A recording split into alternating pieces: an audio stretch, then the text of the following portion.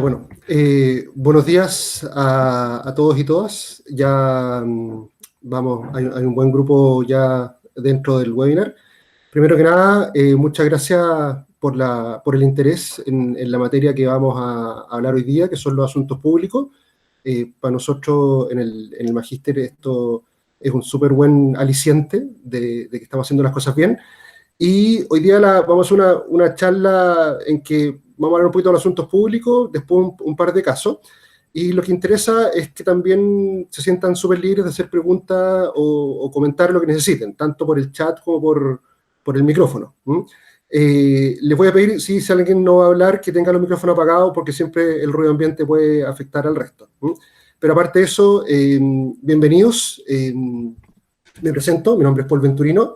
Yo soy profesor del Magíster de Comunicación Estratégica Digital de la Finisterra, en el cual hago el curso de Asuntos Públicos, y también soy socio de una compañía que se llama Estratégica, que también nos dedicamos a la comunicación estratégica y asuntos públicos. En esta charla voy a hablar desde mi doble rol de profesor y de consultor, pero más de profesor, para efectos de que podamos conversar. Lo primero que voy a hacer va a ser compartir mi pantalla, de forma que podamos ir viendo la presentación. Vamos a ver. Y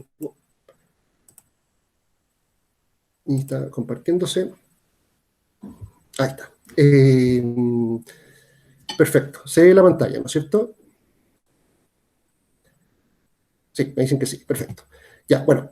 A esta charla le pusimos el nombre de Influir en las autoridades en tiempos complejos.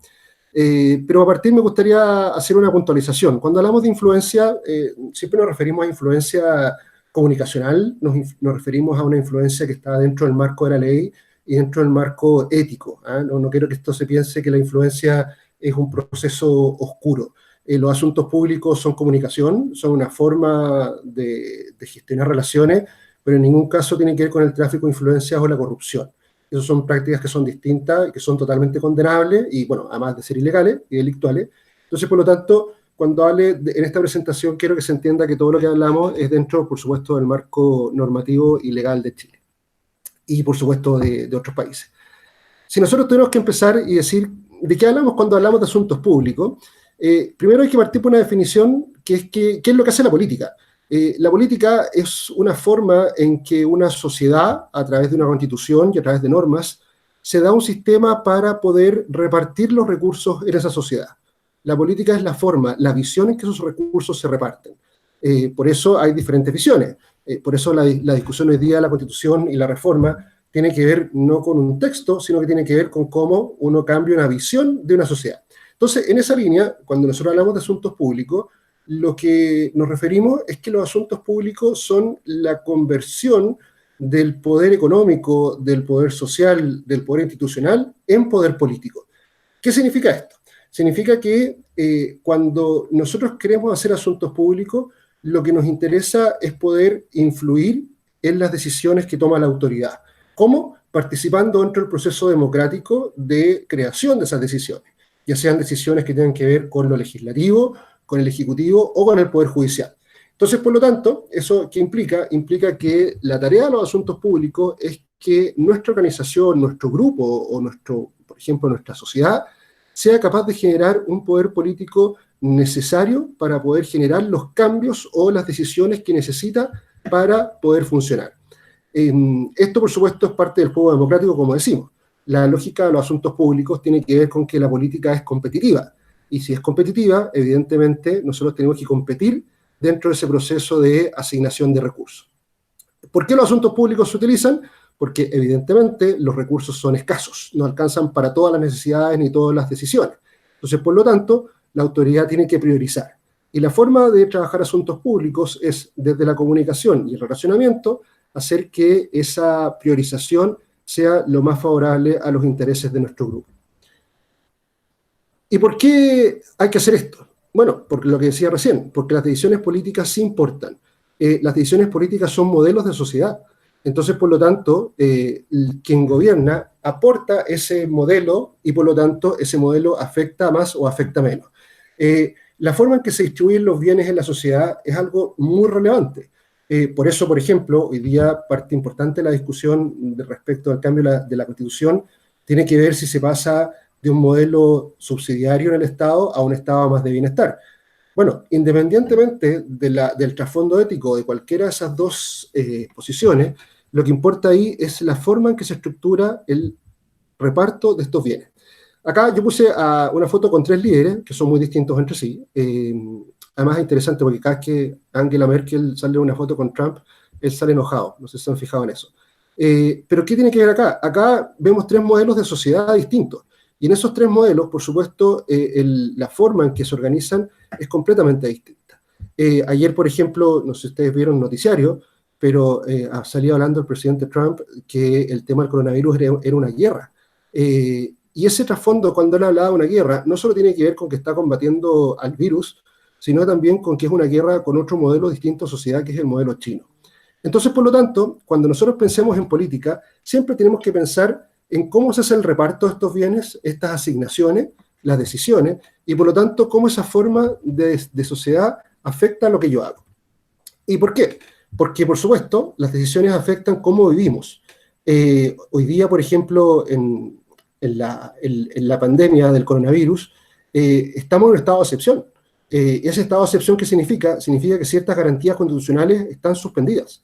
¿Y eso qué significa? Y significa, por ejemplo, que hay diferentes formas de actuar. Hoy día los militares son quienes están cuidando ciertos lugares, son algunos preocupados en ciertas zonas de generar el orden social. Entonces, por lo tanto, ¿esto qué implica? Implica que todas las decisiones políticas afectan lo que hacemos. Entonces, por lo tanto, si todas afectan, es de todo sentido tratar de modelar o influir sobre las decisiones que afectan a nuestro grupo. A partir de eso, lo que nos interesa además es que las decisiones políticas también importan porque determinan cómo funciona la economía. La economía tiene que ver con la política. Hoy día estamos viendo un proceso de caída económica muy fuerte. El IMASEC el mes pasado cayó 3,5%, y por lo tanto la decisión que el Estado tome respecto de dónde pone los subsidios, qué cosas hace o finalmente qué sectores promueve, es una decisión política muy relevante. Y por supuesto esos sectores van a ser beneficiados versus otros sectores que no lo son. Entonces, por lo tanto, cada uno de esos actores tiene el derecho y por supuesto la potestad de actuar y tratar de influir en lo que le corresponde. Por supuesto, acá lo que nos importa es que cuando alguien quiere influir, lo haga dentro del marco que existe normativo. Y si nosotros pensamos en las decisiones políticas, la gran pregunta es, bueno, pero ¿las decisiones políticas son todas influibles? Sí, todas son influibles. Y esto, por favor, es algo que es muy importante. Muchas veces uno, cuando ve la televisión, se enfrenta a declaraciones de autoridades de todo tipo, diciendo que quieren ser claros y categóricos, que no son influibles, que van a hacer lo correcto. Y muchas veces uno piensa, bueno, ¿qué es lo correcto en algo? ¿Es lo técnico? ¿Es lo ético? ¿Es lo moral? ¿Es lo propio de la mayoría? En el caso de un juicio, cuando los jueces dicen, no, nosotros somos total y absolutamente no somos influibles, uno dice, pero probablemente eso no es así. Es cosa de ver ciertos juicios que evidentemente se ve clara cuál es la influencia que hay. Entonces, ¿por qué esto es importante? Porque si finalmente todas las decisiones políticas son influibles, es total y absolutamente necesario que en los procesos de construcción de esas decisiones hay una participación lo más abierta y transparente posible. Y eso nos lleva a una característica clave de los asuntos públicos. Los asuntos públicos sirven para equilibrar poder. Sirve que diferentes actores puedan equilibrar el poder de otros actores. Y eso puede ser un poder que sea económico, un poder que sea legal, por ejemplo, o un poder social. Si pensamos, por ejemplo, en el estallido social lo que hace es generar poder político a través de la influencia social. La masa de gente que sale a protestar o a manifestarse genera una percepción de poder respecto de un grupo fuerte. Y ese grupo fuerte, por supuesto, lo que hace es modificar la forma en que se toman las decisiones.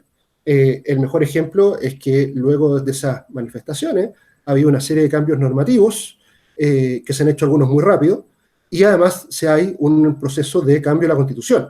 Entonces uno podría decir, ¿una decisión estable, permanente, con una Constitución es influible? Por supuesto, por un movimiento social. Pero además también el movimiento social genera procesos de cambio en el poder económico. Entonces, por lo tanto, también parte importante de las organizaciones que tienen poder económico utilizan ese poder para generar poder político. Y así, por supuesto, se genera la competencia política. La competencia política es súper sana para la democracia. Un país que no tiene competencia, evidentemente, lo que termina haciendo es tener una sola visión de las cosas, y en su extremo, por supuesto, es el autoritarismo o incluso el totalitarismo. En el caso de los asuntos públicos en Chile, a nosotros, quienes trabajamos en este tema, lo que nos interesa mucho es que el proceso sea competitivo y transparente. Todos los procesos de decisión, desde aquellos pequeñitos hasta los que son más grandes. ¿Y por qué? Porque en la medida que los procesos son competitivos y transparentes, se permite que más actores participen. Si más actores pueden participar, lo más probable es que la decisión sea mucho mejor y mucho más representativa. Y por lo tanto, en esa línea, los asuntos públicos tienen un rol político, evidente, pero también tienen un rol social. Y parte de ese rol social es el que también debemos tener en cuenta hoy día quienes trabajamos en este tema. Si nosotros pensamos en las decisiones políticas, si son influibles o no, a mí me gustaría usar estos dos ejemplos que puse acá, estas dos fotos. Son las dos fotos sacadas de internet, por favor, no son fotos de ninguna complejidad. Y lo que muestran estas fotos es que las decisiones políticas son influibles porque las autoridades deciden en función de sus intereses y de sus objetivos. Las autoridades no son asépticas. Todas tienen visiones, tienen una posición ética frente a las cosas, una posición política, una posición económica. No es lo mismo un presidente empresario que una presidenta que no lo es. No es lo mismo una presidenta que sufrió torturas durante la dictadura de un presidente que no. No es lo mismo una presidenta socialista que un presidente demócrata cristiano más de derecha. Y esto no quiere decir que uno sea mejor o peor que el otro, sino que tienen que ver con distintos modelos de sociedad. Entonces, por lo tanto, cuando las autoridades asumen, ya sea por elección o ya sea por designación, esas autoridades traen una mirada de la política, traen objetivos respecto de su vida y respecto de su forma de gobernar. Entonces, por lo tanto, eso va a marcar cómo nuestros sectores o nuestras formas de actuar se desarrollan o no se desarrollan. Si nosotros, por ejemplo, pescamos el caso del presidente Piñera versus la presidenta Bachelet, hay diferencias relevantes respecto de lo que es el reparto y el rol del Estado.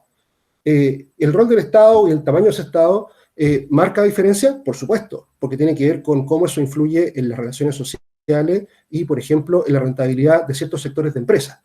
Entonces, en esa línea, cuando nosotros pensamos en una autoridad, lo que siempre tenemos que tener claro es cuál es el background o los objetivos que esa autoridad trae. ¿Por qué? Porque evidentemente, según el tipo de objetivo que tenga, la influencia que vamos a hacer como actores políticos o como organizaciones que entran a los asuntos públicos va a ser distinta.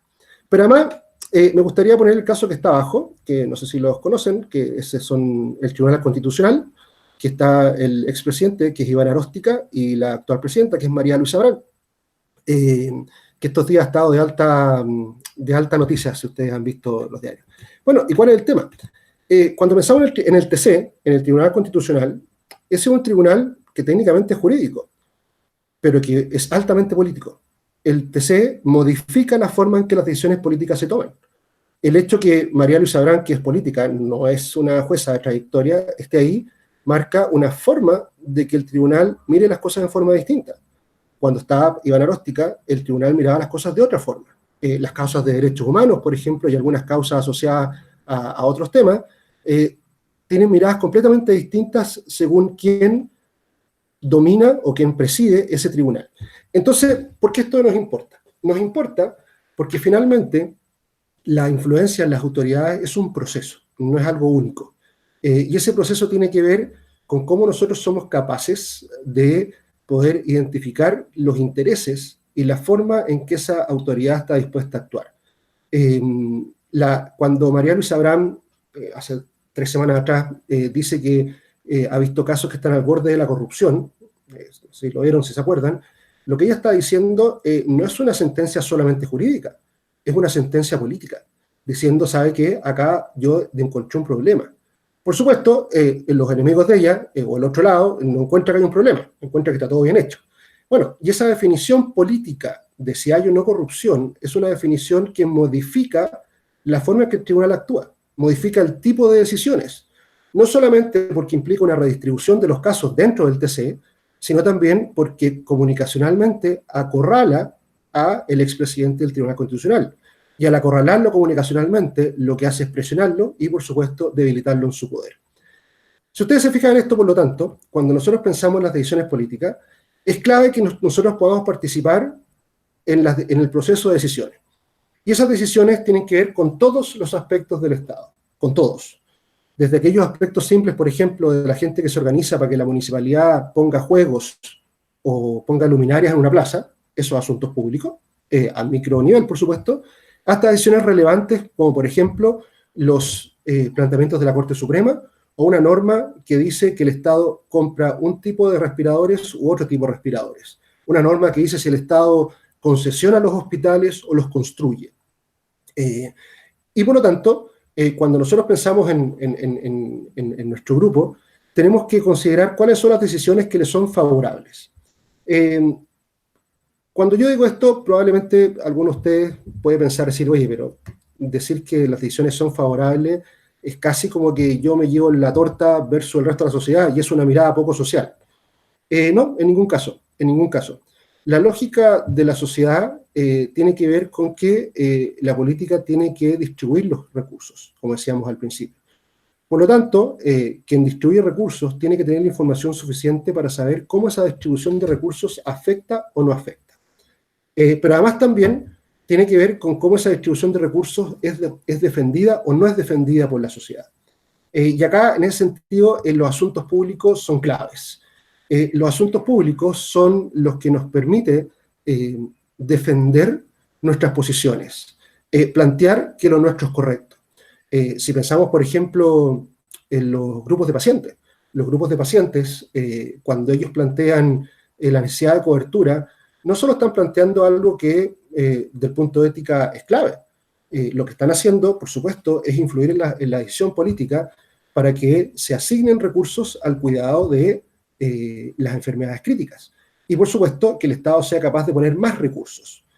Si pensamos, por ejemplo, en el 18 de octubre y en el COVID-19, la estrategia de asuntos polio que han hecho las pymes es una estrategia, por supuesto, ordenada a distribución de recursos.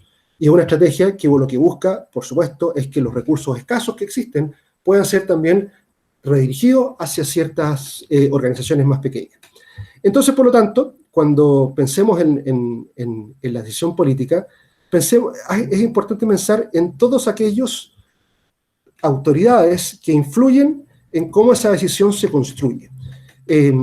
Hoy día, por ejemplo, en Chile, si nosotros pensamos en una norma, por ejemplo, no sé si ustedes saben, pero en Chile cualquier norma que implique gasto del Estado es de iniciativa exclusiva del Ejecutivo. Eso significa que solamente el Ejecutivo puede proponer un proyecto de ley que implique gasto. Por lo tanto, ya en la construcción de esa norma es necesario influir en el Ejecutivo. Después esa norma es vista por el Congreso. Y por lo tanto hay dos instancias más de influencia, la Cámara de Diputados y el Senado, ambas con sus respectivas comisiones. Pero además también esa decisión después tiene que pasar por el TC, que dice que esa está de acuerdo a la Constitución. Entonces, en una sola decisión que implique dinero, imagínense que hay por lo menos 6 instancias distintas de decisión. Entonces, por lo tanto, la posibilidad de que esa decisión se modifique en esas 6 instancias es muy alta. Por eso es importante los asuntos públicos. Por eso es importante entender y definir cuáles son las autoridades que entran a tallar en esta decisión. Entonces, si nosotros tenemos que pensar eso desde el punto de vista del proceso, lo que nos importa es la pregunta clave. ¿Cuánto poder político equivalente debo crear yo como organización para lograr los objetivos de influir o modelar o modificar o crear una norma que afecte positivamente mis intereses? Esta pregunta del poder político equivalente es una pregunta que nos lleva a pensar y decir, cuando yo tengo un objetivo político o de modificación política, ¿cuántos recursos políticos implica esto? Probablemente voy a tener que enfrentarme a alguien que quiera algo distinto, que quiera una norma distinta. Por ejemplo, si pensamos en el caso de las ISAPRE. En el caso de las ISAPRE, o las AFP, que tienen que ver con el sistema de pensiones y asistencia social, el hecho que se privilegie FONASA versus las ISAPRE, o al revés, implica que hay una transferencia altísima de recursos para uno lado o el otro lado. Y por lo tanto, cuando pensamos en el poder político que se necesita para modificar algo, lo que estamos pensando en cómo nosotros somos capaces de modificar o modelar esa transferencia de recursos, en función, por supuesto, de lo que afecta a los intereses de nuestra organización.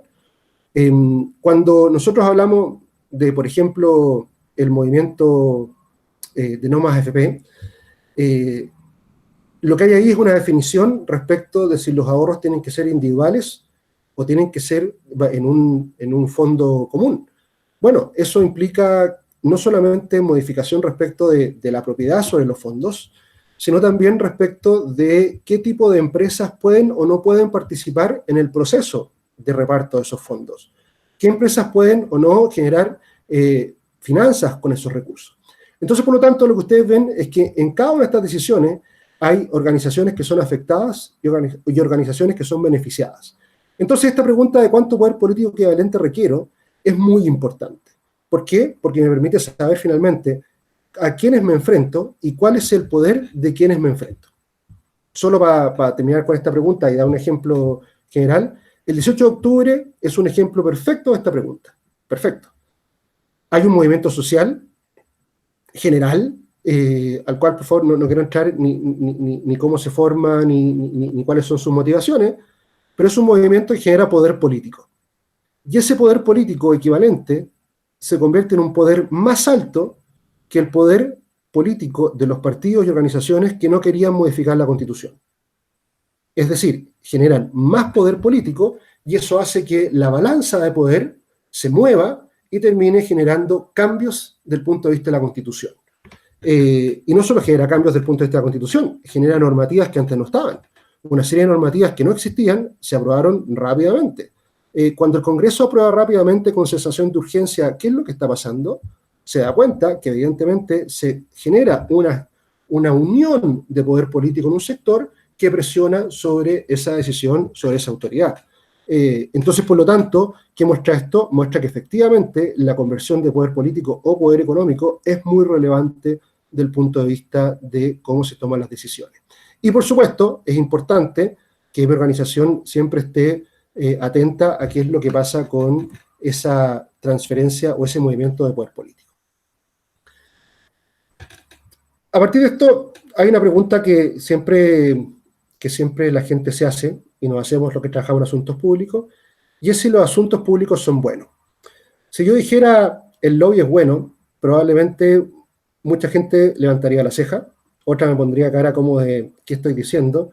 Y otros dirían, por supuesto que no es bueno. Bajo la mirada que tenemos en los asuntos públicos son buenos. Y buenos nos referimos, por favor, a que son éticos, ya que tienen un rol. Y ese rol tiene que ver porque, como decíamos, es clave que la autoridad, cuando toma una decisión, tenga la posibilidad de escuchar a todos a quienes quieren plantearle algo. Pero además, debe ser una norma o una ley que permita que la participación pueda igualarse. Esto por favor es súper importante. Eso hoy día, por ejemplo, en Chile es un problema, porque hoy día la ley de lobby en Chile es una ley que básicamente es un registro, es una agenda, que lo que dice, mire, yo me junté con tal persona y hablamos de tal cosa. Pero, por ejemplo, no registra conversaciones que estén fuera de la reunión oficial. Por ejemplo, no registra llamadas, si es que no son hechas a través de la plataforma. Por ejemplo, no iguala la participación. O sea, solo registra que alguien se juntó. Pero, por ejemplo, si alguien se junta con una persona que está en disputa conmigo, o una organización, o un movimiento, esa autoridad no está obligada a escuchar a todos los otros. Y eso, por supuesto, ¿qué implica? Implica que hay un desequilibrio en el acceso a la autoridad. Entonces, por eso es tan importante, en Chile, por ejemplo, las manifestaciones, las funas, que es un término tan chilense, Porque finalmente lo que hacen las manifestaciones, que por supuesto están fuera de la ley, más allá de que hagan marchas que sean legales, finalmente lo que hacen es equiparar el poder político y el poder económico de quienes existan dentro de la ley. Por eso es tan importante las discusiones, por ejemplo, hoy día de cambio constitucional, porque esas discusiones lo que hacen es decir, bueno, definamos quiénes son y cuáles son los espacios de disputa que debe haber. Si nosotros pensamos en esta lógica de que los asuntos públicos son buenos, porque son útiles, porque sirven, lo que nos importa es cómo nosotros equilibramos los poderes de los diferentes actores. Para nada es un misterio que Chile es un país en que el poder está altamente concentrado. Y esa concentración tiene que ver con varios factores. Pero finalmente, cuando el poder está concentrado, lo que termina pasando es que hay desequilibrios de poder. Independientemente si quien está concentrado, el poder está haciendo las cosas bien, no quiero entrar en eso. Pero finalmente, el hecho, por ejemplo, que exista una élite concentrada, ¿qué es lo que hace? Hace que lo más probable es que el poder tienda a no ser equilibrado. Entonces, por lo tanto, lo que buscan los asuntos públicos es que ese poder tienda al equilibrio. Por supuesto, quienes hacen asuntos públicos para los que están desequilibrados, les interesa que el desequilibrio se mantenga. Entonces, por lo tanto, la forma en que nosotros generamos poder político tiene que ver con cómo ese poder político nos permite equilibrar el poder de otros y por lo tanto lograr lo que queremos. ¿Y eso qué significa? Significa que diferentes actores están en el campo de los asuntos públicos. No sé si ustedes se acuerdan, hace un par de años atrás, el ministro Mañalich, que está de alta actualidad hoy día, denunció que las empresas hacían lobby, ¿no se acuerdan? Entonces, y lo dijo como si fuera lo peor del mundo, diciendo así como, mire, al otro lado hay un demonio que hace lobby. Y la pregunta que surge cuando alguien dice eso, más allá, por supuesto, que hay gente que se indigna automáticamente y las redes sociales explotan, la pregunta es decir, bueno, pero al final del día, todos quienes que se relacionan con la política hacen asuntos públicos, hacen lobby. Entonces, por lo tanto, es claro que el lobby es una parte integrante de la decisión política. Si nosotros pensamos, por ejemplo, en quienes quieren influir las autoridades, la gama es muy amplia, muy amplia. Es una definición, además, que me parece que es súper interesante, porque siempre cuando alguien dice asuntos públicos o dice lobby, la gente se imagina las empresas.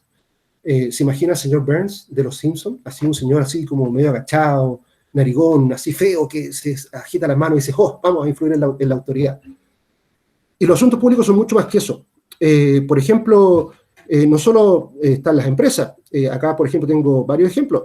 Cuando la iglesia, por ejemplo, influye en la autoridad. ¿Cómo? La iglesia católica, como todas las iglesias, por supuesto, por ejemplo, influye promoviendo que se mantenga la exención de impuestos. Por ejemplo, haciendo que existan capellanes. El hecho de que existan capellanes en la moneda, en las Fuerzas Armadas, es una forma de lobby, es una forma de influencia. Yo no dudo, por supuesto, que hay gente que es católica y le parece muy bien, pero en Chile existe la separación de iglesia y de Estado. Entonces, ¿qué es lo que hay? Hay una influencia. Cuando se produjo el caso de los abusos de la Iglesia Católica, ¿qué es lo que hubo desde el punto de vista de la orden religiosa? Tratar de influir a los estados. Cuando el derecho canónico es una forma de lobby, de decir, mira, en realidad mi derecho canónico es mío, porque tiene que ver con Dios, que es distinto al derecho civil o al derecho penal de los países. Eso es una forma de lobby. Cuando Greenpeace o el Hogar de Cristo nos apelan a que el Estado tiene que hacerse cargo de algo, lo cual moralmente está muy bien, pero también son asuntos públicos. Que Greenpeace defienda a los glaciares o que el Hogar de Cristo defienda a los más pobres es una forma de asuntos públicos que tiene que ver con, por supuesto, los objetivos de su organización. Entonces, por lo tanto, ¿qué es lo que vemos acá? Es que vemos que la autoridad se enfrenta a una serie de influencias que, por supuesto, tiene que decidir. Si acá miráramos este campo y tuviéramos, por ejemplo, una bolsa de 100 pesos, alguien diría, bueno, ¿cómo distribuyo esos 100 pesos? Greenpeace me dice que tengo que distribuirlo cuidando los glaciares. Eso implica, por ejemplo, parar actividades mineras. La CPC me dice que tengo que distribuirlo a través de la promoción del empleo. Noma AFP me dice que tengo que distribuirlo a través de poner más plata en los fondos de pensiones. La CUT me dice que tengo que subir los sueldos. El Hogar de Cristo que tengo que ayudar a los pobres. Los jesuitas que tengo que, no sé, apoyar la educación. Bueno, si ustedes se fijan, ahí lo que hay son diferentes demandas y esas demandas tienen que ser decididas. ¿Y cómo van a ser decididas por la autoridad? Bueno, por lo que hablábamos antes, por su posición valórica, por sus objetivos y, por supuesto, por la cantidad de presión que cada uno de estos actores sea capaz de generar sobre ella. Y eso nos lleva, por supuesto, a cuáles son las herramientas de asuntos públicos. Desde el punto de vista de la mirada académica, podríamos decirlo, y la mirada práctica, tenemos tres tipos grandes de herramientas de asuntos públicos. La primera, y creo que esto es importante, son las herramientas políticas. Por ejemplo, el lobby. El lobby es una gran herramienta de los asuntos públicos, es parte de los asuntos públicos. El lobby, que está total y absolutamente denostado desde el punto de vista público de la televisión y de las series, es muy importante, porque es la forma en que se tiene acceso directo a las autoridades. Y esto, por ejemplo, acá quiero hacer una cosa que es bien interesante desde el punto de vista de la norma chilena. No sé si ustedes la conocen completamente, pero en la norma existen dos tipos de personas que hacen lobby. Los lobistas, que somos quienes recibimos una remuneración por ello, y por ejemplo las agencias de comunicación, los lobistas, los abogados. Pero existe otra figura que se llama gestor de intereses, que son institucionales. Por ejemplo, los gestores de intereses son las empresas, por ejemplo, los gremios. Y la norma, si bien no lo establece claramente, asigna una mayor calidad moral al gestor de intereses. Entonces uno dice, bueno, ¿por qué va a ser moralmente mejor un gremio que una agencia de comunicaciones si ambos tienen intereses? Lo que esta ley básicamente hace es generar, por supuesto, un avance, pero es muy débil en términos de equilibrar la competencia. Evidentemente, un gremio como la CPC tiene mucha más influencia de cualquier lobista en Chile. Y eso básicamente, ¿por qué? Porque tiene gran poder económico. Y por lo tanto, cuando nosotros pensamos en el lobby, es muy relevante que el lobby se realice para efectos de las decisiones. Y desde dos puntos de vista. Desde un punto de vista directo, vale decir, presentando argumentos hacia la autoridad que está generando la decisión, argumentos, datos, precisiones, importancia de las cosas que se están conversando, y además un lobby que llamamos indirecto, y que tiene que ver con la capacidad de crear alianzas políticas que apoyen una decisión. Hoy día, por ejemplo, parte importante de la discusión política tiene que ver con la capacidad de la oposición de unirse. Bueno, la oposición tiene problemas severos de unión, porque es muy amplia, desde la democracia cristiana, que está bien al centro y conservadora, hasta el Frente Amplio, pero finalmente ellos tienen la capacidad de parar normas del Ejecutivo. Y no las paran solamente por el contenido de esa norma, las paran por su forma de ver la sociedad. Entonces, cuando hablamos de lobby, no solo tenemos que pensar en cómo nosotros influimos directamente, sino también cómo somos capaces de generar influencia indirecta respecto de los temas que nos interesan. Por ejemplo, el movimiento social es altamente eficiente en generar influencia indirecta. Y esa influencia indirecta tiene que ver con no solo el contenido puntual de una norma, sino también con la sensación de que hoy día las normas tienen que tener un mayor componente social que el que tenían antes. Una segunda grupo de herramientas son las herramientas de presión, que son las marchas, las funas, las manifestaciones. Las marchas son altamente eficientes, también las manifestaciones. ¿Y por qué son eficientes? Por dos razones en realidad. La primera es porque muestran que existe un grupo. Muchas veces los grupos están invisibilizados, y por lo tanto una marcha, ¿qué es lo que hace? No solo muestra la potencia de ese grupo, sino también que ese grupo existe, crea agenda. Es clave que la autoridad solo decide sobre aquellos temas que conoce. Por eso hacer agenda, crear agenda, dar visibilidad a un problema es un elemento clave de asuntos públicos y por supuesto de comunicaciones. Cuando los pacientes marchan, ¿se acuerdan de R. Soto? La necesidad de los pacientes ha sido permanente, de los pacientes de tratamientos de alto costo. Pero cuando Ricardo Soto toma alguno de los liderazgos, ¿qué es lo que hay ahí? Se levanta una necesidad porque la autoridad se da cuenta que existe alguien. Y eso es básicamente por la fuerza que tenía Ricardo Soto en términos de uso de medios.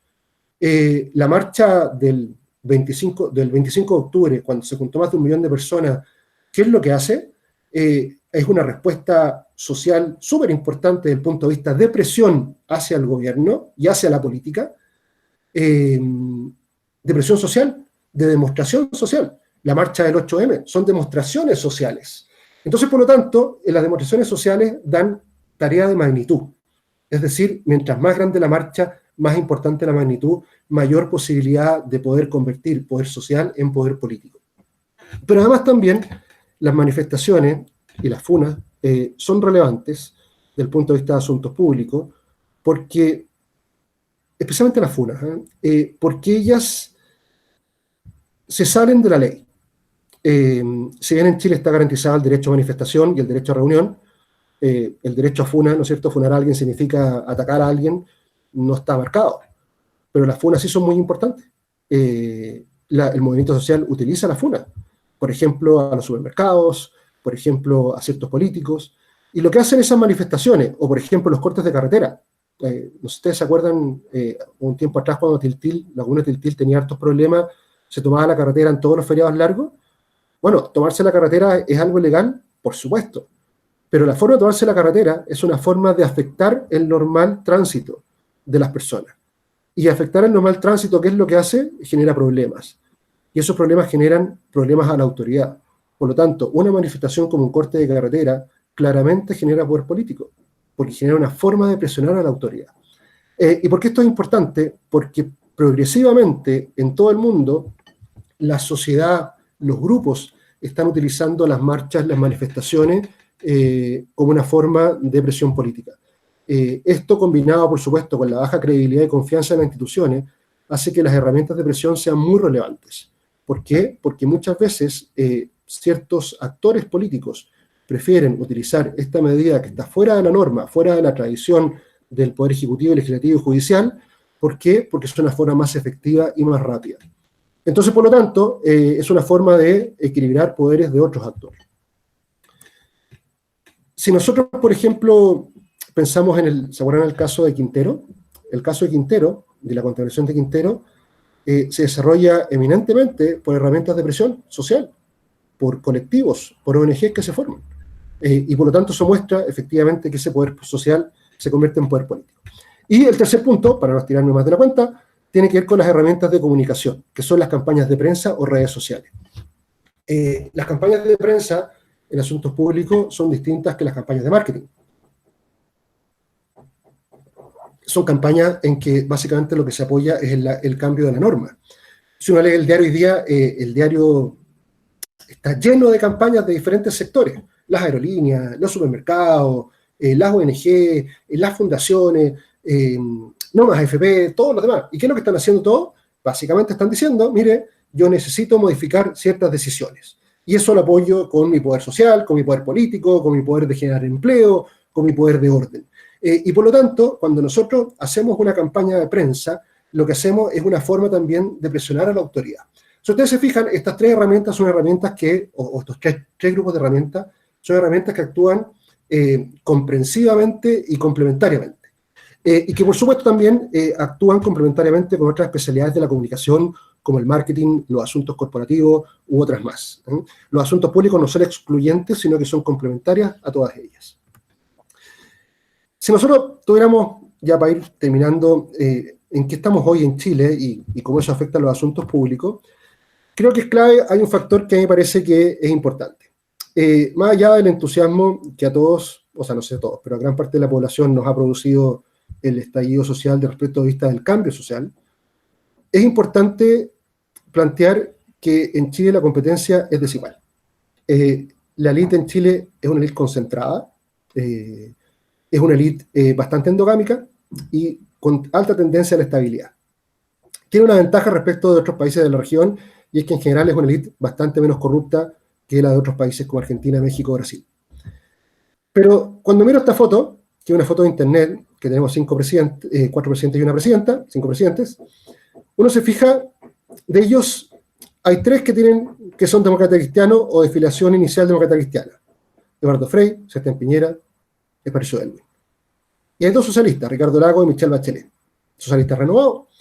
Pero si ustedes se fijan, en general, de esos 5, 4 son de la concertación. Los 5 responden al modelo de desarrollo de Chile, del modelo que es del modelo de transición, que es un modelo de negociación cupular. Entonces, por lo tanto, cuando nosotros miramos la lógica del Estado chileno, o de la élite chilena, es una élite que, por supuesto, como grupo, tiende a la estabilidad y, por supuesto, no le gustan mucho los cambios que marquen su disminución de poder. Y eso, por supuesto, para los asuntos públicos es muy relevante. ¿Por qué? Porque, por supuesto, si hay una competencia, lo más probable es que no sea una competencia que sea en iguales condiciones y que, al menos desde el punto de vista de base, tenga diferencias respecto de la fuerza que pueda ser utilizada. Por eso el movimiento social es tan importante, porque es un movimiento que está tratando de modificar esta situación.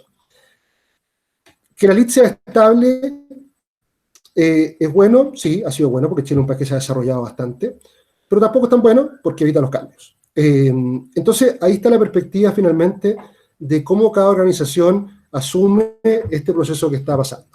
Y eso nos lleva a, por supuesto, el 18 de octubre. El 18 de octubre, que hoy día está más o menos en el congelador, pero probablemente va a volver una vez que termine el tema del coronavirus, marca un elemento que para nosotros es bien interesante, que no solo tiene que ver con el empoderamiento social y con un arrinconamiento del poder político y del poder económico en Chile, sino que es un elemento o una situación, perdón, que cataliza la baja credibilidad y la falta de confianza en las instituciones. Y asume que la forma de equilibrar el poder es radicalizando el movimiento social. No solo radicalizándolo, por favor, en términos de violencia, sino también en términos de presencia. ¿Y eso qué implica? Implica que se empieza una discusión distinta en Chile respecto del equilibrio de los poderes. Pero además también implica que se empieza a consolidar una mayor regulación de ciertas formas de poder, especialmente, por supuesto, la economía. Y eso genera una redistribución del punto de vista del poder. Pero además también se produce un segundo contexto que tiene que ver con el coronavirus. ¿Y por qué es relevante esto para la política? Porque el coronavirus genera un descalabro económico importante a nivel mundial, no solamente en Chile, y por lo tanto hace que existan menos recursos para repartir, pero necesidades crecientes. Entonces, por lo tanto, la autoridad se ve presionada a una nueva forma de repartir esos recursos. Se ve presionada a una nueva forma de decidir respecto de qué es lo necesario de gastar y qué es lo que no es necesario. Y por lo tanto, la competencia también vuelve a modificarse aún más. ¿Eso qué implica? Implica que estas dos condiciones, el 18 de octubre y la pandemia, están generando una forma de redistribución del poder en Chile. Personalmente creo que están generando efectos positivos desde el punto de vista ético, por cuanto hay una mayor preocupación social. Pero también es cierto que junto con esa mayor preocupación social hay actores que están perdiendo poder, expresado en poder político y expresado en poder económico, y por lo tanto esos actores también se están tratando de defender a través de los asuntos públicos. Finalmente, ¿qué es lo que implica esto hoy día, si pensamos en el contexto del 18 de octubre y la pandemia? Implica también que cuando pensemos en asuntos públicos, tenemos que pensar finalmente cómo se está produciendo la redistribución del poder en Chile, en los diferentes sectores, pero además también pensar cómo ese poder se va a redistribuir en función de beneficiar a ciertos grupos versus otros, lo cual, por supuesto, es muy interesante.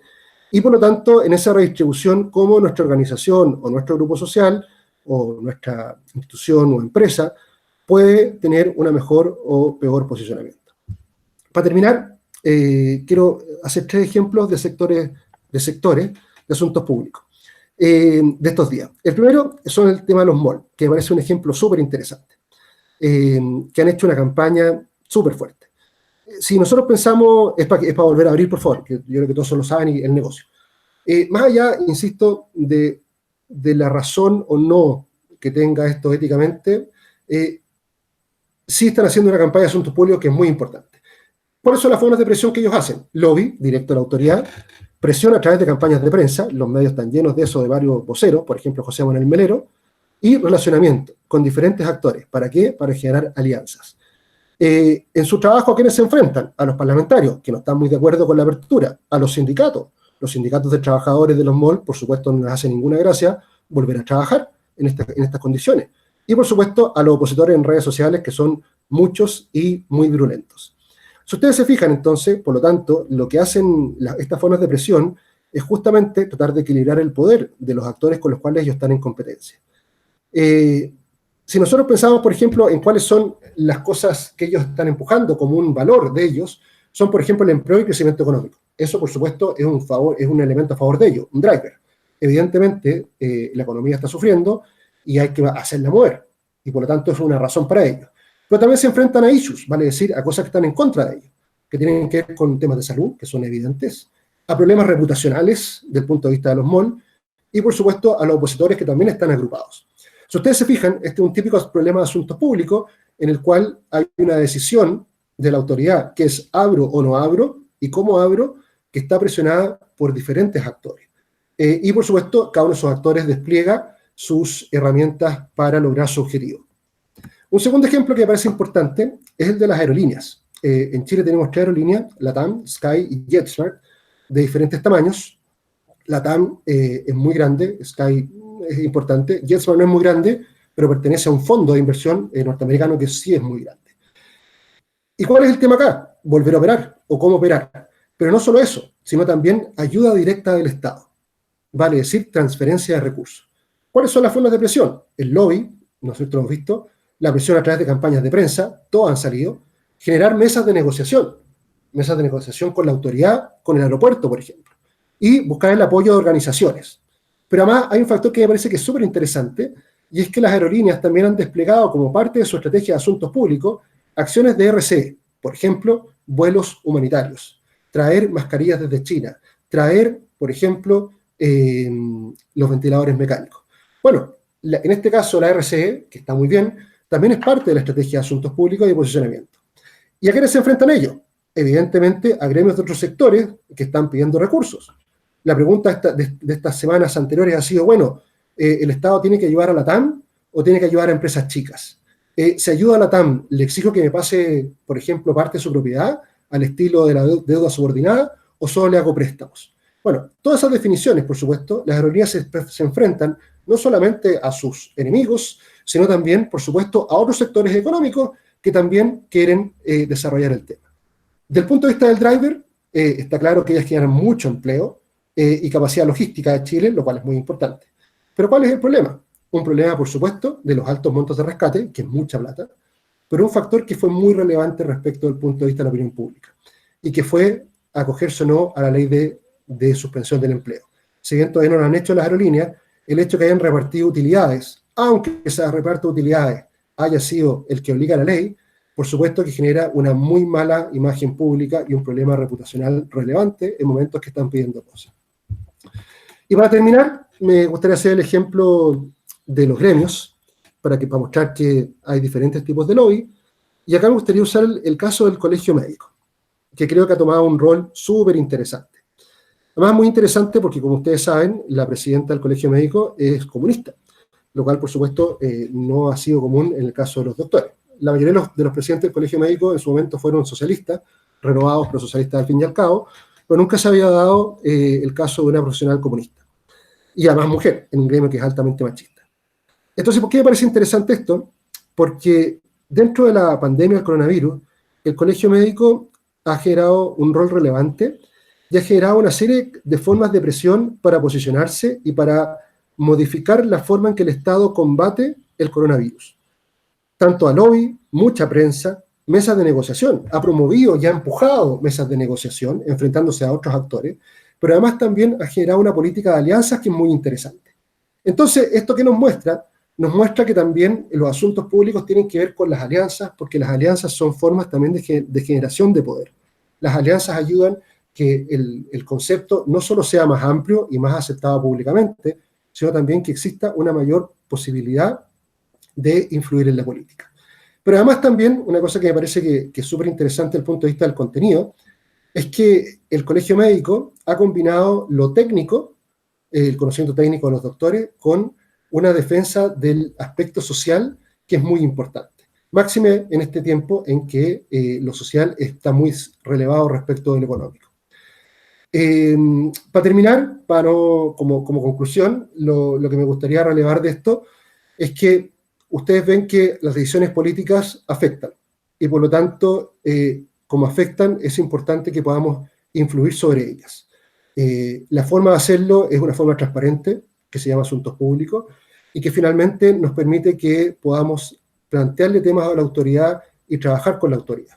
Y como idea final, me parece que es importante que quede claro que independientemente de los discursos de diferentes actores políticos, que es importante que cualquier actor público lo que hace son asuntos públicos y por lo tanto en esa línea busca influir sobre la autoridad para modificar las decisiones. Y eso no es malo, sino que es parte de la lógica social y de la lógica democrática. Eso es. Gracias por la atención y veo que hay preguntas para eso, ¿no? Paul, no sé si me escuchas ahí. Sí, perfecto. Perfecto, pero bueno, muchas gracias por la exposición. A mí se me atraviesa una pregunta con la que quería partir y era respecto del rol que están teniendo los alcaldes como agentes de influencia en esta pandemia. Me gustaría que me hicieras una definición entre dos perfiles que a mí me parece que han tomado un poco la agenda, que son el alcalde Carter en La Florida y ahora el alcalde Jadwe en Recoleta. O sea, ¿qué perfiles ves tú en esos personajes? Ya, súper. A ver, yo creo que los alcaldes son un súper buen ejemplo de asuntos públicos. Es una cosa medio rara porque ellos son autoridades, ¿no es cierto? Pero ellos también están actuando como un actor político. ¿Por qué? Porque ellos necesitan recursos. Por ejemplo, estos días se han enfrentado a dos problemas. Uno, por supuesto, los costos asociados al coronavirus, máxime por la falta de los permisos de circulación, por el pago, pero además también porque los alcaldes lo que buscan es fortalecer su posicionamiento político frente a la autoridad. Los alcaldes en general tienen menos, en temas de salud pública, tienen pocas atribuciones respecto del Estado, o sea, del Estado central. Entonces, por lo tanto, lo que han hecho los alcaldes es que los alcaldes se han movido utilizando resquicios legales para trabajar en salud pública. Entonces, me parece que esto es interesante porque los alcaldes han tomado una mirada de asuntos públicos de campañas de prensa muy fuertes y además también de alianzas entre ellos y por supuesto un posicionamiento como defensores de lo social, que es básicamente lo que están haciendo. Y en el cual han sido por favor muy hábiles y de hecho han puesto al gobierno bien contra las cuerdas en algunas situaciones. Y especialmente, por ejemplo, a los malls, que es el caso que hablaba. Si tomamos el caso del alcalde Carter y el caso del alcalde Jadwe, hay que decir que ambos son alcaldes de alto perfil público en términos de medios.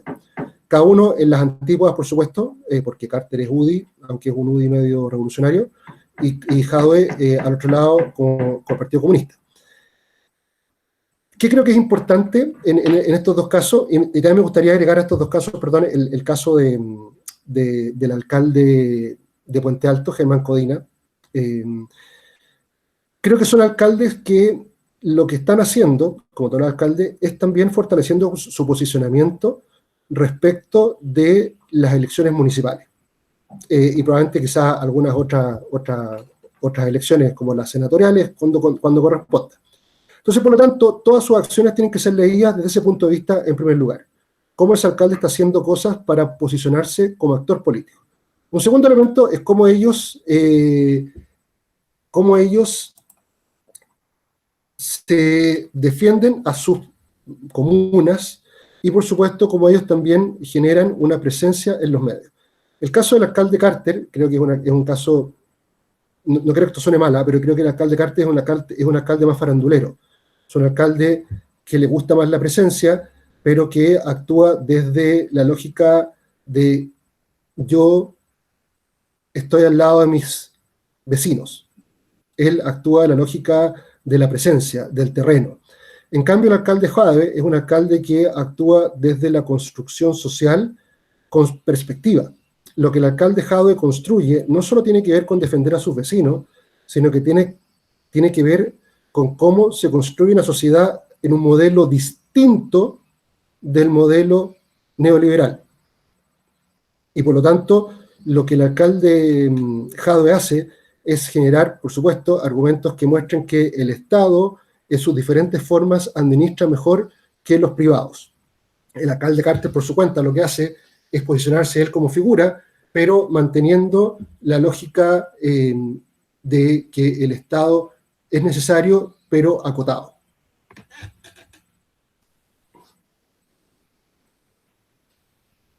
Paul, ¿te puedo hacer una pregunta? Por supuesto. A ver, cuando hablaste de las herramientas de asuntos públicos, estaba la herramienta de la plataforma del lobby, las depresiones, etcétera. Post estallido social, uno ha visto que hay herramientas que han cobrado mucho más fuerza, como la FUNA, y que hoy día parecen, entre comillas, legitimadas como una forma de presión. También las redes sociales y las FUNAs que se generan ahí. ¿Qué desafío crees tú que esto abre para la gestión pública de cómo enfrentar esto en el futuro como herramientas que ya tienen más legitimidad y que se están expectando que tienen más fuerza también y que generan más resultados más rápidos también? Por ejemplo, la FUNA o las redes sociales, cuando de pronto las personas emplazan a las autoridades por las redes sociales, las autoridades responden de inmediato, entonces se están legitimando como camino más expedito. ¿Cómo debes entonces gestionarse en el contexto actual ese tipo de herramientas? Ya. A ver, yo creo que esa respuesta tiene, o sea, esa pregunta tiene como dos respuestas. La primera tiene que ver con un hecho que es un hecho de la causa. Hoy día hay una condición operacional que básicamente es que las autoridades, las instituciones tienen menos credibilidad que la que tenían antes. Y eso es transversal en el mundo y por lo tanto hay que acostumbrarse a actuar con un menor nivel de aprobación. ¿Esto qué significa? Significa que la gente a la autoridad o la institución que más aprueba, que hoy día está medio raro, eso que son los bomberos, son los hospitales, está en un rango del 40-60%. Ustedes se acuerdan, hace 15 años atrás, la que mejor aprobada era Carabinero y tenía un 85%. Entonces, eso nos marca esto. Entonces, por lo tanto, ¿eso a qué lleva? Lleva a que, desde el punto de vista de la autoridad, desde el punto de vista de la organización, hay que estar menos pendiente de la aprobación automática y más pendiente del efecto positivo que representa la decisión que estoy tomando. En la pregunta anterior preguntaban por el alcalde Carter. El alcalde Carter es el típico alcalde que reacciona muy rápido. Las redes sociales lo que hacen es dar la sensación de que todo el mundo piensa algo, de que las cosas son correctas de una forma y no de otra. Entonces, por lo tanto, desde el punto de vista de asuntos públicos, es clave que la autoridad tenga claro que debe pensar en el efecto final y no en el efecto puntual de las redes sociales. Primera cosa. Y segundo, las redes sociales funcionan por algoritmos. Entonces, por lo tanto, hoy día, ¿eso qué significa? Significa que las redes sociales lo que hacen es funcionar en función de crear grupos. ¿Eso qué implica? Implica, por lo tanto, entonces, que la estrategia de asuntos públicos tiene que tener claro no la cantidad de posteos que hay, sino quiénes son lo que se llaman los nodos, o sea, las personas que son capaces de generar mayor opinión para que otros reposteen o retuiteen. Habitualmente, lo que hacen las campañas de comunicación es centrarse en la masa, y lo que tienen que hacer es centrarse en los nodos que generan esa información para que el resto de la masa retuitee. Y además de eso, creo que es importante reafirmar permanentemente la autoridad, la comunicación por diferentes vías. Los estudios en Chile y en el extranjero muestran que la gente tiende a creer más cuando ve algo en diferentes medios.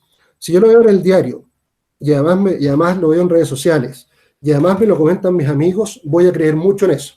Eso que implica que la estrategia de asuntos públicos tiene que tener no solo un componente de comunicación directa, de comunicado de prensa, sino que de generación de alianzas y, por supuesto, de lograr que existan replicadores que hablen bien o que apoyen lo que yo estoy haciendo o lo que quiero decir.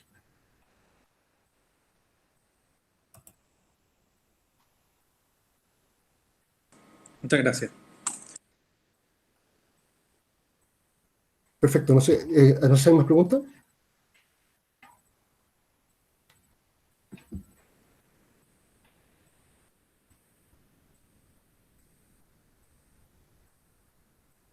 ¿No hay más preguntas? Así. Acá hace una pregunta. Dicen, en este sentido, dice, Lavín no corre un riesgo con estar tan presente en los medios. Sí, yo creo que efectivamente la presencia en medios excesiva, como la del alcalde Lavín, puede generar un problema, pero creo que lo que está haciendo el alcalde Lavín hoy día es aprovechando una lógica de comunicación muy propia de las redes sociales y del matinal. Salir mostrando cosas en discusiones que no son profundas. yo creo, y un poco respondo a esta pregunta también vinculándola con la anterior. En política y en asuntos públicos hay discusiones que son profundas de aquellas que no las son. Hay discusiones que son puntuales, como por ejemplo indignarse porque una abuelita tuvo un problema, indignarse porque una señora le salió mal el test, le salió cambiado cuando estaba enferma. Bueno, finalmente ese tipo de comunicación contingente es muy relevante para estar presente. Pero la pregunta es si ese tipo de comunicación implica que ese actor tiene más o menos poder. En mi percepción, yo creo que el alcalde Lavín, junto con otros alcaldes, sí están saliendo mucho, sí están hablando con su gente, pero no están generando mayor poder político que les permita modificar o cambiar algún tipo de norma.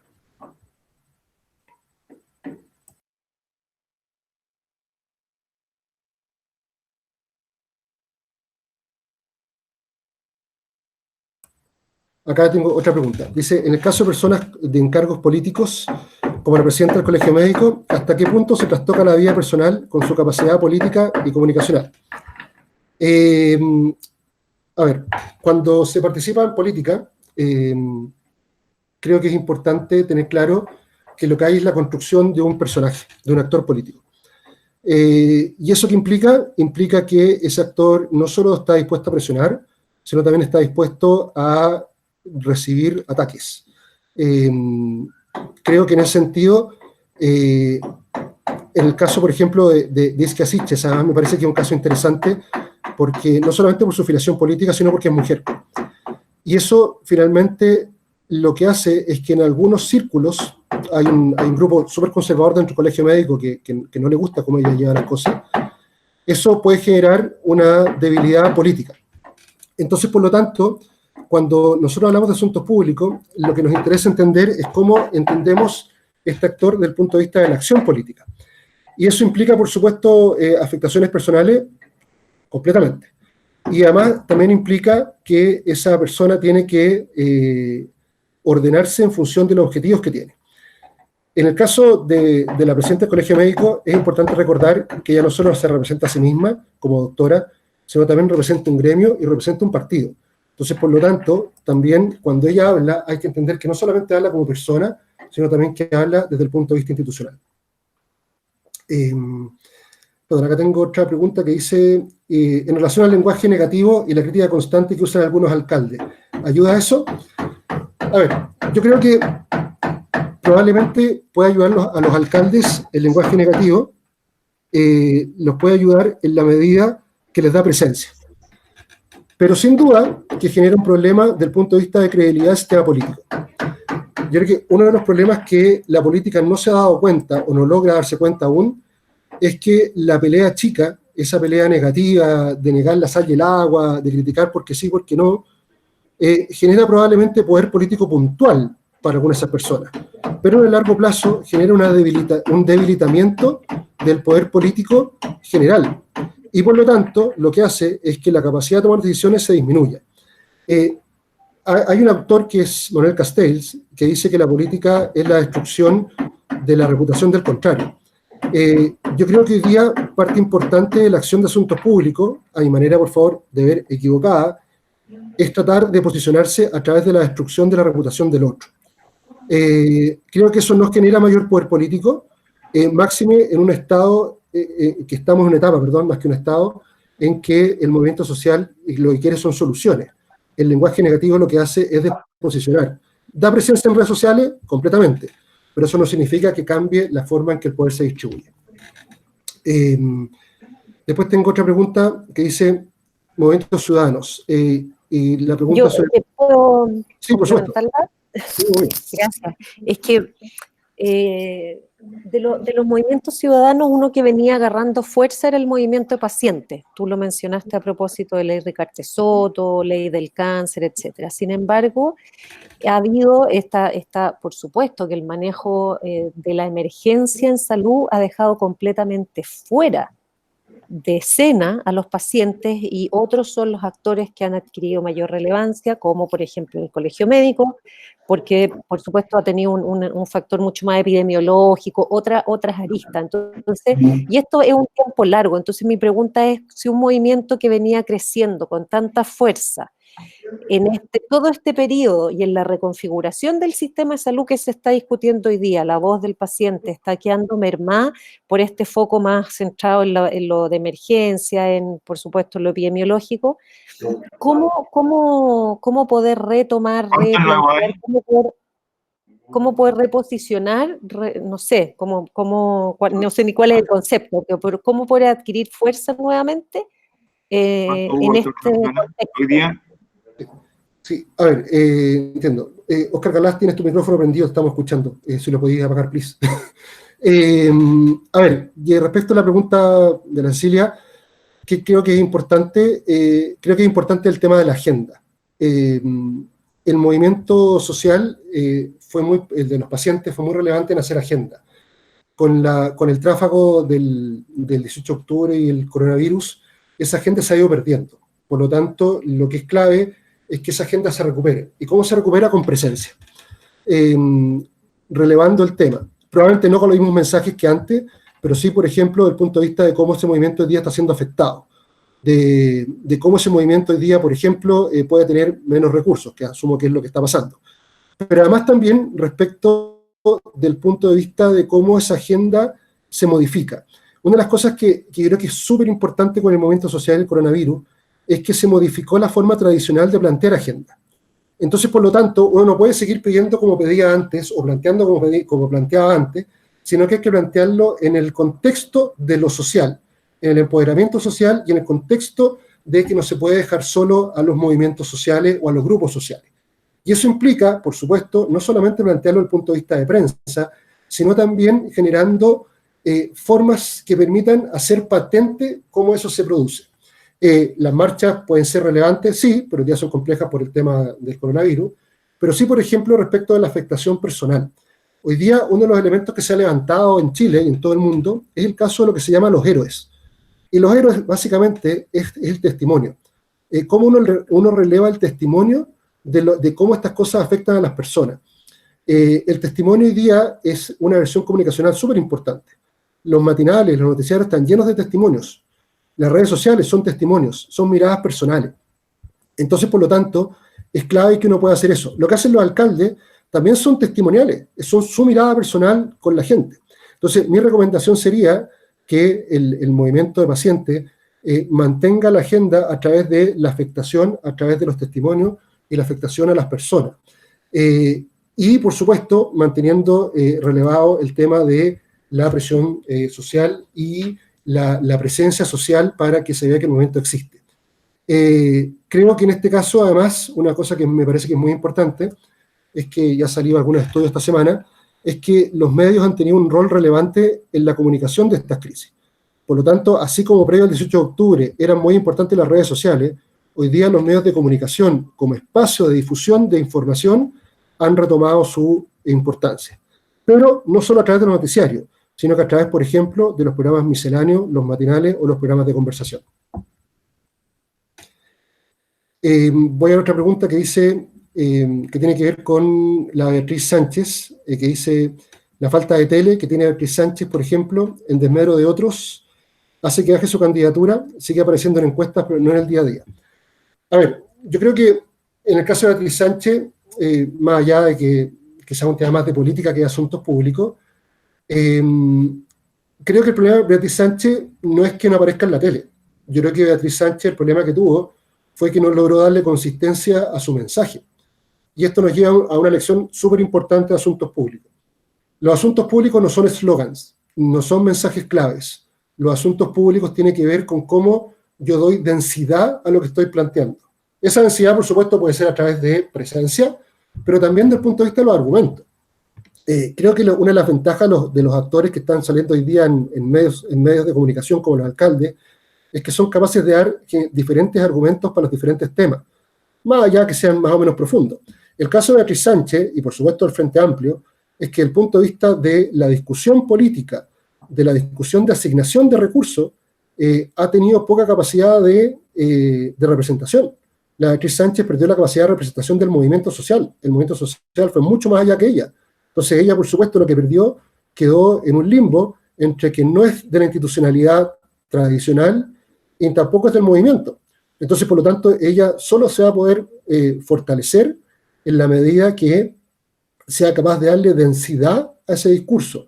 Y densidad significa propuestas y además también la capacidad de poder defender hacia lo que ella piensa. Después hace otra pregunta que dice, desde el punto de vista del poder, Mañalich está en constante conflicto con los alcaldes. Pareciera ser que desde el poder los enemigos no le permiten ejercer sus medidas. ¿Cómo se podría enfrentar este dilema? A ver, en el caso del ministro Mañalich, es un caso complejo, por cuanto es una persona que genera muchas opiniones muy encontradas. Con lo cual, por supuesto, para analizarlo hay que extraerse de ese tipo de cosas. Yo creo que el ministro Mañalich, más allá de sus credenciales técnicas, que no las conozco profundamente, creo que él ha cometido errores relevantes desde el punto de vista de asuntos públicos. El primero de ellos, y el más relevante, es que el ministro Mañalich se niega a hacer alianzas. Como se niega a hacer alianzas, y no solo se niega, sino que además las desprecia, finalmente lo que termina es enfrentándose a actores técnicos, como el Colegio Médico, como el propio comité que creó el gobierno para asesorarlo, y por lo tanto, eso hace que la efectividad de sus medidas se vea disminuida. Lo segundo, creo que el ministro Mañalich tiene un problema discursivo relevante. Y ese problema discursivo se trata en que el ministro, con tal de ganar los argumentos, está dispuesto a modificar lo que piensa, lo que dijo hace unos minutos atrás. Y eso, por supuesto, desde el punto de vista de la autoridad es muy grave. Y máxime si uno es autoridad del mundo de la salud. ¿Por qué? Porque eso produce desconfianza. Y cuando uno produce desconfianza en otros, los otros se niegan a trabajar junto a uno. Entonces, por lo tanto, independientemente de las medidas técnicas, de la implementación, de la plata que se mete al tema de combate al coronavirus, que yo no dudo que es mucha y que el gobierno está comprometido en hacerlo, lo que produce es una disonancia en que no hay una percepción de que se están haciendo bien las cosas, vale decir, no hay una percepción de que lo que se hace es bueno, y dos, además, en que genera un camino en que al despreciar las alianzas, los potenciales aliados se convierten en enemigos, y esos enemigos se preocupan de que el posicionamiento del ministro sea cada vez más débil. Creo que el ministro en ese sentido debería ser más inclusivo, cosa que creo que le costaría mucho, pero además también esa inclusión le va a permitir enfrentar lo que se le viene ahora. El ministro ha sostenido un argumento de que el tema está controlado, y lo que estamos viendo es que por la dinámica propia de la pandemia, tan controlada no está la cosa y se va a disparar porque es propio de una pandemia. Entonces, por lo tanto, lo que va a generar ahí es que se va a generar una falta de credibilidad, no solo en él, sino también en las medidas que está implementando el gobierno. Y eso, por supuesto, es muy peligroso. Acá una pregunta dice, si usted, o sea, yo, tuviera que asesorar al gobierno, ¿cómo piensa que debería afrontar lo que se viene, resurgimiento del estallido social? Está difícil la pregunta, pero a ver, creo que lo primero es entender que el movimiento social no se acabó, que las peticiones o las demandas o las exigencias todavía están en pie y que no han pasado, y que, peor aún, la sensación de injusticia y la sensación de desequilibrio se mantienen. Por lo tanto, en esa línea, lo que yo haría, si fuera asesor, diría dos cosas. Primera, mantener la agenda social. Mantener la agenda social y agenda política. Evitando esta especie como de globo sonda de si postergo o no postergo el plebiscito. Entender que, si bien faltan recursos porque están dedicando a otra cosa, la agenda social hay que implementarla y organizarla desde ahora en función que cuando venga de nuevo el tema no explote. Y lo segundo, creo que es muy importante, creo que es trabajar la lógica de la empatía. Y la empatía no tiene que ver con decir, escuché al movimiento, hoy que la gente tiene razón, hoy que es lindo ver la Alameda llena de gente.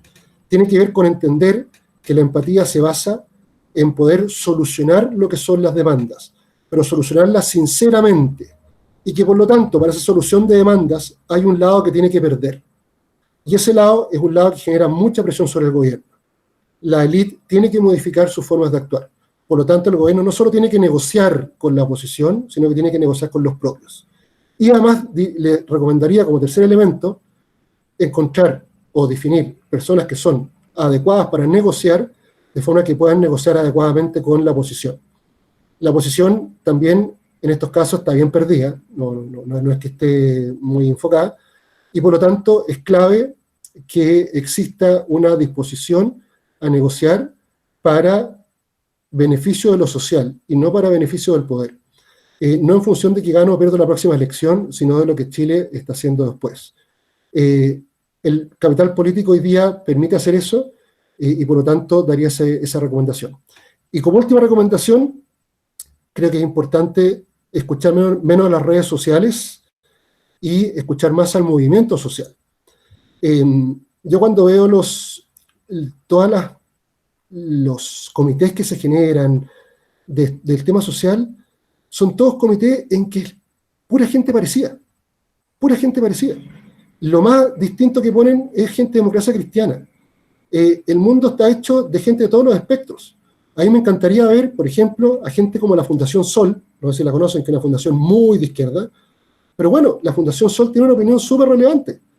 ¿Y por qué esa opinión no está en los comités? Bueno, ¿eso qué muestra? Muestra que es importante que los comités sean amplios, no tienen para qué ser de 500 personas, pero sí tienen que ver todas las opciones, porque obviamente si yo me junto con la gente que piensa igual que yo, al final de la reunión estamos todos de acuerdo.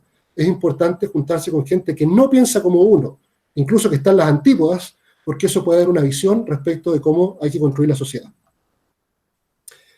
Tengo otra pregunta. Dice, ¿cómo es el proceso de toma de decisión política en el sector de educación? Los grupos de interés son fuertes y complicados. Sí, a ver, en educación pasa más o menos lo mismo que en salud. Son dos sectores que son altamente sensibles en términos de política, porque educación es uno de los sectores donde más se juegan las visiones políticas, desde una educación totalmente estatal a una educación totalmente privada, pasando por la mixta. Entonces, por lo tanto, ese es un factor de problema. El segundo factor de problema es que efectivamente los gremios son muy, muy fuertes. El colegio de profesores es muy relevante y hay otros gremios también de profesores muy importantes que finalmente también están defendiendo su posición, lo cual es propio de los asuntos públicos.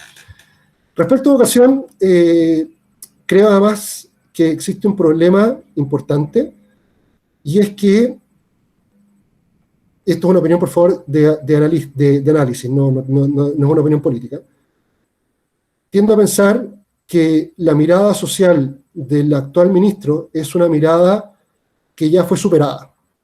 Cuando digo que ya fue superada me refiero a que la mirada de la educación como un derecho para todos, y por lo tanto que requiere igualdad como factor fundante, es una mirada que ya se estableció, al menos en el mediano y largo plazo. Si el ministro persiste en contradecir esa mirada, lo que va a pasar es que está dando muestras de que no está mirando su contexto. Y el contexto, por supuesto, es lo clave para hacer cualquier plan de comunicación o cualquier plan de trabajo. Tratar de modificar y llevar nuevamente a que la educación no sea un derecho en igualdad, me parece que es un camino de retroceso y un camino en el cual todos los actores, o al menos la mayoría de esos actores, se van a enfrentar. Y por lo tanto, el ministerio no va a tener ninguna posibilidad de avanzar en los temas. Creo que es importante no solamente hablar de eficiencia, sino también cómo esa eficiencia se realiza en el mundo de los derechos. Mientras eso no pase, el ministerio no va a poder avanzar. Tengo otra pregunta que dice, ¿cómo evalúas que la moneda haya dado un giro en su estrategia de tener casi escondido al presidente y lo hayan puesto como frontman? ¿Crees que ha servido esa táctica para instalar lo que está a cargo de la crisis? Hay quienes piensan que es un exceso. A ver, yo creo, desde el análisis nuevamente, creo que un elemento clave que nos ha traído la crisis del coronavirus y el 18 de octubre es la importancia de la empatía, la importancia de trabajar por la sociedad, la importancia de que somos un grupo, de que somos una sociedad y no que somos un conjunto de gente. Creo que, lamentablemente, el ministro Mañalich eso no le sale bien, no es empático. Y creo que el presidente tampoco es empático. Creo que ambos están en el lado de la gestión, y la gestión hoy día se necesita, sin duda, pero lo que se necesita es liderazgo de gente que nos diga para dónde vamos, que nos motive, que nos haga sentir incluidos. Creo que eso no se da por presencia, no se da por hacer pautas periodísticas. Y aquí respondo un poco a la pregunta que hace un rato hizo Manuel Valencia. Yo creo que hoy día en la política y la economía hay un exceso de pauta oficial, un exceso de conferencia de prensa, un exceso de punto de prensa, concepto que a mí por lo más me descompone. ¿Y qué es eso? Eso es anunciar. Creo que hoy día lo que importa es hacer, es estar. Y estar significa entender, ser parte, estar en la tierra. Por eso a los alcaldes les está yendo bien, porque los alcaldes están con la gente. Entonces, por lo tanto, creo que no tiene que ver con una cantidad de cosas, sino cómo yo llevo a alguien a estar. Mi sensación es que un presidente puede estar, sí, pero también tiene mucha gente con la cual estar. Si para algo son sus ministros, para algo son sus negociadores. Estar significa que somos un equipo. Por eso cuando el ministro Mañalich dice que a la subsecretaria le gusta mucho tomar café, lo que hace es una contradicción con eso. No solo porque la ningunea, sino además porque hace que lo que ella plantea no es correcto. Cuando todos estamos, somos un equipo. Y la sensación de equipo pasa por invitar, pasa por ser inclusivo. No pasa por hacer conferencias de prensa con 3 personas paradas detrás. Entonces, ¿qué es lo que quiero decir con esto? Es nuevamente lo que decía antes. Es importante la profundidad del mensaje, de cómo hacemos grupo, no la profundidad de estar, con tal de llenar la pauta periodística. Tengo 2 preguntas más. Dice... bueno, acá alguien complementando dice, Piñera se transformó en vocero, de hecho corrige constantemente. Efectivamente.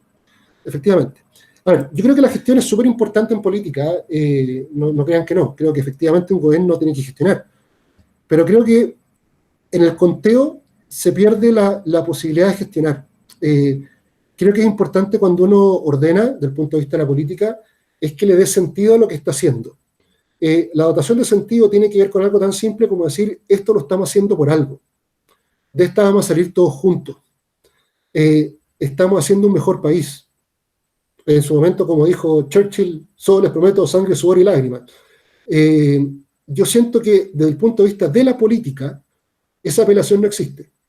Si ustedes revisan lo que hace el gobierno, lo que hace la oposición, lo que hace el Frente Amplio, no hay ninguna apelación. Ninguna.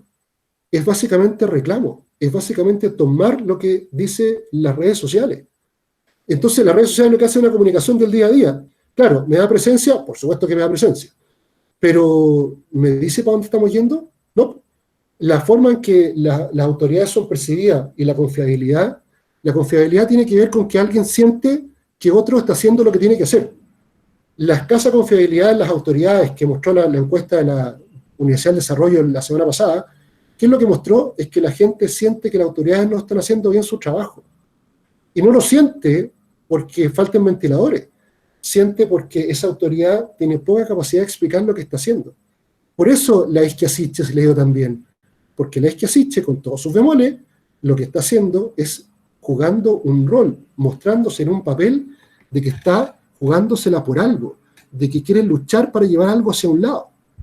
Entonces, hoy día, si tuviéramos que hablar de asuntos públicos, y creo que esto es importante, es justamente cómo le damos sentido a las cosas que estamos haciendo. Y cómo el sentido es social. Por eso, por ejemplo, cuando nosotros pensamos en el cambio de la Constitución, de ahí, por supuesto, como disclaimer, como dicen los gringos, personalmente yo estoy a favor del cambio, cambiar la Constitución tiene que ver con cómo nosotros organizamos un nuevo modelo de sociedad. Entonces, por lo tanto, los asuntos públicos, cuando nosotros hablamos de nuestro actor, no solo tiene que orientarse del punto de vista de lograr la decisión, sino también que esa decisión tenga un sentido de modificación de la sociedad para que sea mejor. Acá preguntan qué pasa con el derecho a la salud. A mí me parece que el derecho a la salud es un tema súper interesante de asuntos públicos. Parte importante de la disputa hoy día del tema político tiene que ver con cómo se realiza el derecho a la salud. No solo desde el punto de vista de que existe, sino de la oportunidad de ese derecho y de la calidad de ese derecho. Entonces, por lo tanto, si pensáramos desde el punto de vista del movimiento paciente o del movimiento social del derecho a la salud, creo que es importante que una campaña de asuntos públicos que plantee el derecho a la salud es una campaña que no solamente va a afectar la percepción valórica de ese derecho, sino que decididamente va a afectar el rol de las ISAPRES, el rol de FONASA, el rol de las clínicas, el rol de los hospitales. Si ustedes se fijan, son muchos intereses que están metidos, tanto valóricos como económicos. Por lo tanto, es importante que para efectos de definición del derecho a la salud, este se defina desde la Constitución, pero además también que se defina en términos de que quienes lo promueven también sean capaces de generar alianzas que generen mayor poder político, pero además también alianzas que permitan generar espacios de negociación para que quienes se van a ver afectados, en este caso los prestadores privados o los seguros privados, también tengan una posibilidad de salida de forma que no se destruyan, sino que también puedan ser parte de este proceso de cambio.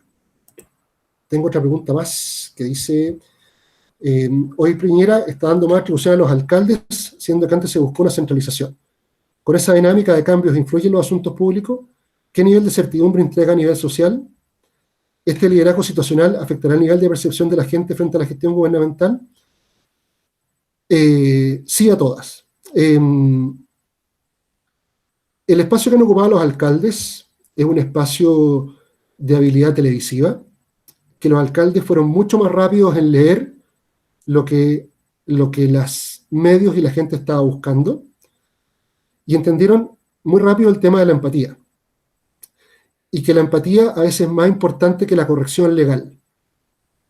Más allá de que la Contraloría haya dicho que hay alcaldes que salen mucho en la tele, lo que algunos alcaldes y alcaldesas han entendido es que la televisión y las redes dan presencia. Presencia significa, en este caso, empatía, estar con la gente.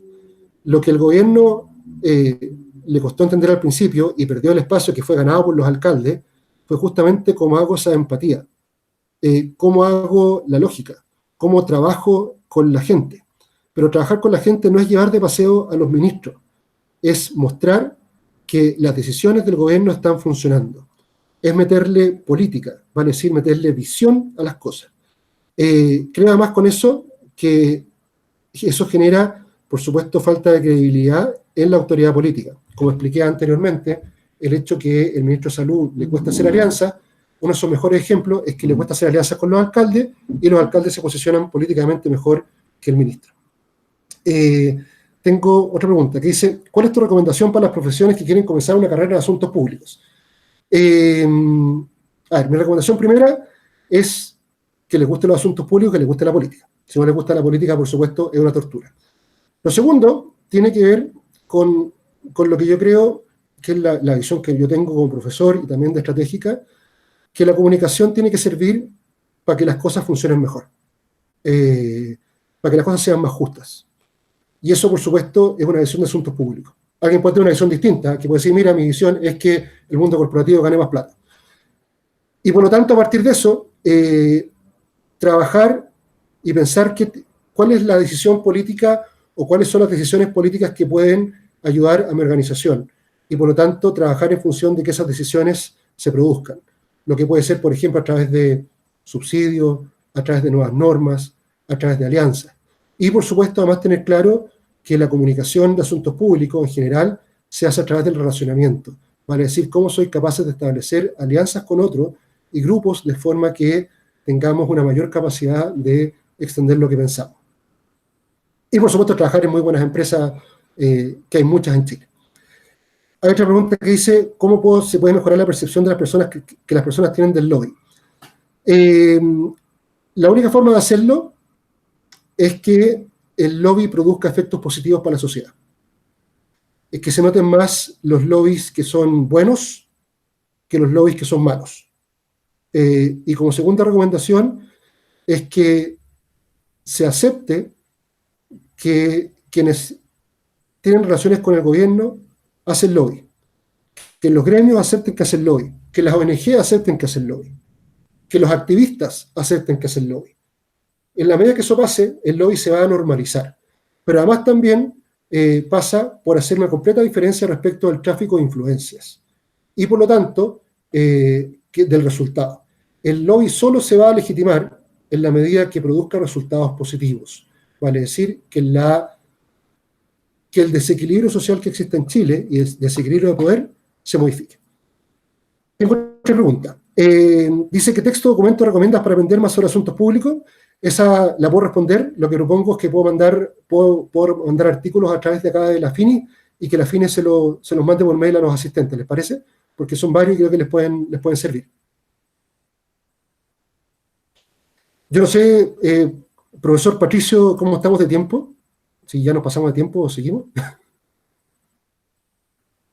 Profesor Paul, ¿cómo le va? Sí, estamos bastante bien en el tiempo, que es una hora, más de una hora 15, una hora 20 la que disponemos siempre para esta jornada, así que si alguien tiene alguna respuesta, alguna pregunta pendiente, podríamos ver la última y ya ir cerrando para agradecer a Paul por su disposición, su flexibilidad para ir a todos los rincones que le propusieron con las preguntas. Así que creo yo que podríamos ir acabando la sesión, profesor. Perfecto. Con su despedida, por favor, con su despedida. Sí, oye, yo solo quería un poco cerrar. Gracias a todos por haber estado acá. Espero que les haya servido lo que hemos conversado. Yo quería solo para cerrar el tema, a mí los asuntos públicos me apasionan. Creo que son necesarios para efectos de que la sociedad funcione mejor. Y creo también una cosa que es importante, en los asuntos públicos, si están bien hechos, aportan a la reputación de las compañías y de las organizaciones. La reputación y la confianza, especialmente, a mí me gusta más la confianza que la reputación como concepto. Creo que tienen que ver con que la gente o la sociedad o los otros grupos sociales confían, vale decir, están expectantes que las organizaciones hagan lo que tienen que hacer, pero que además también consideren el factor humano en las decisiones que toman. Creo que el estallido social y especialmente el coronavirus han generado un ambiente súper propicio para que el factor humano vuelva a ser un factor relevante en las decisiones. Y creo que eso es algo que no se debe desaprovechar, creo que hay que aprovecharlo. No solo desde la RCE, sino también desde las decisiones. Y eso es una recomendación para la persona que preguntaba qué tienen que hacer los profesionales. Hay una cosa que yo llamo la valentía del consultor, y es que uno tiene que ser valiente en plantear las cosas, especialmente desde el punto de vista de cuando ve que la organización está haciendo cosas que uno considera que no son correctas. Creo que es importante que la confianza y la reputación en largo plazo se producen porque las organizaciones honran lo que son, honran su visión, y además porque hace una diferencia de bienestar para el mundo. Es una pregunta que es súper básica. La cosa que yo estoy haciendo en asuntos públicos y en cualquier especialidad, ¿aporta o no aporta al mundo? ¿Hace bien o hace mal? Es una pregunta que es clave para asuntos públicos. Mi posición es que si algo hace mal, evidentemente uno tiene que ser valiente y decirle a su organización, esto está mal de esta forma, hagámoslo de esta otra forma. Eso independientemente, por favor, de las condiciones o el contexto. Porque es la forma de hacer bien las cosas. Los asuntos públicos tienen efectos, y los efectos son decisiones políticas. Si las decisiones políticas son incorrectas, son mal hechas, o están hechas solamente en función de beneficiar a uno versus otro, lo que va a terminar es haciendo una mala decisión. Entonces, por lo tanto, lo que yo los invito y las invito es a seguir aprendiendo de asuntos públicos, ojalá en el magíster, sino también de otra forma. Y agradezco también que se hayan tomado el tiempo de escucharnos, no solo desde el punto de vista de la técnica, sino también desde el punto de vista de la posición valórica y normativa que nosotros creemos que deben tener los asuntos públicos. Así que muchas gracias a todos por estar acá, y dejo al profe Abarca para que haga el cierre. Muchas gracias, Paul. Muchas gracias de verdad a toda la gente que estuvo presente en la charla. Como lo preguntaba recién aquí José Miguel, por el chat también, efectivamente la idea es seguir haciendo charlas y nosotros los vamos a estar Les vamos a estar informando acerca de próximas charlas. Gracias por su paciencia, por su disposición. En realidad es una grata experiencia para nosotros poder contar con ustedes como público. Así que eso, muchachos, que estén muy bien. Gracias al profesor Paul también por su dedicación. Eso sería, muchachos. Nos vemos entonces. Muchas gracias. Chao, chao. Chao.